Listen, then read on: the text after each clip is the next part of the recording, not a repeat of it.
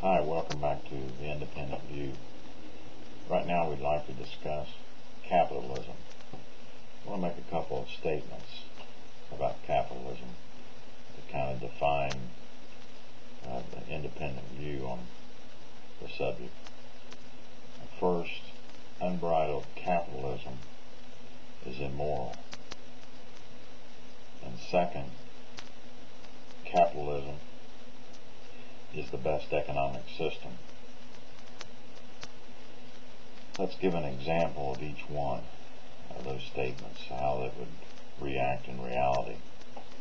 First of all, the statement that unbridled capitalism is immoral. Let's say that myself and your family, let's say your wife, 3 children, yourself, and I are involved in a shipwreck. We're cast adrift on the ocean. You were able to come aboard the lifeboat with pretty much just the clothes that you have on your back. And I was able to save myself and also save a suitcase full of bottled water.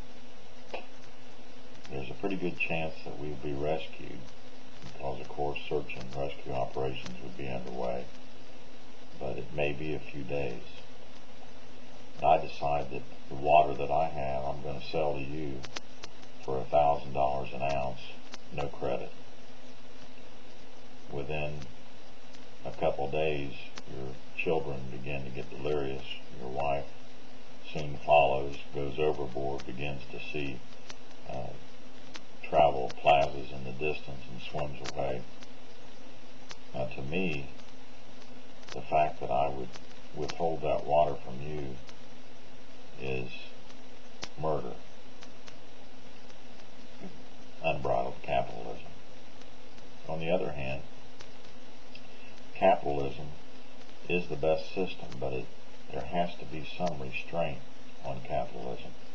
Let's say that it's summertime, it's hot, and every day when you walk home from work in your neighborhood, there's 3 kids that have lemonade stands.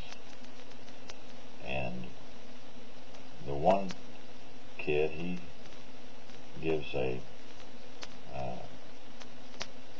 reasonable size. It's of sufficient strength. It's iced. That's pretty good value for your money. The second kid, he gives a larger glass, but the lemonade is very weak. And the third kid, he gives the large glass, and his lemonade is so-so quality, but his hygiene leaves something to be desired. Now for you, you have to decide which one is the best value for your money.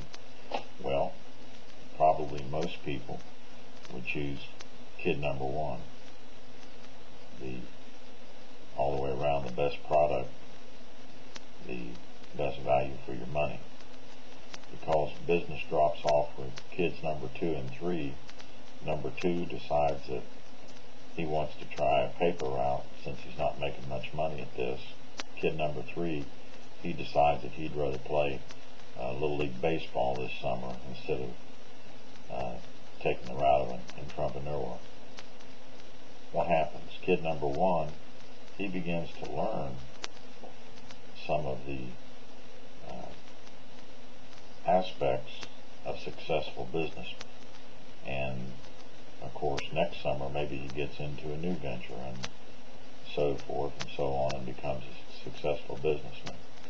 Now in an opposing system, let's say communism, it's dictated to all 3 who their suppliers would be, what the specifications are for their product, how much they can charge for the product, and how much they can keep from the sales of the product. So what happens? Takes away all the incentive. There's really no reason to excel because if number one does everything right and number three is slipshod and doesn't offer nearly the value that number one does, number one is limited in his income to the same as number three, and thus you get all kinds of frustrations. And of course you get the inherent corruption that attends the communist system.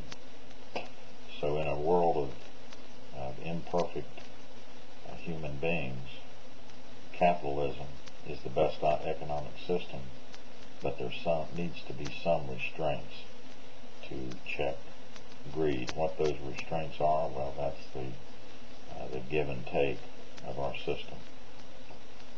Have any thoughts on this? Let me know.